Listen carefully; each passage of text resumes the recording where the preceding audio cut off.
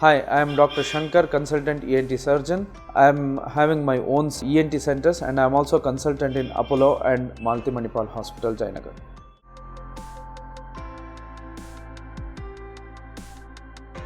The most common thing that one has to do is avoid clearing the throat. Avoid clearing the throat. The more you clear the throat, the more you will get cough. Apart from that, drink warm water, have lozenges. So some sort of lozenges which can soothe your throat, and then cough suppressants. One can also have cough suppressants which in turn acts as lozenges as well as suppress the dry cough.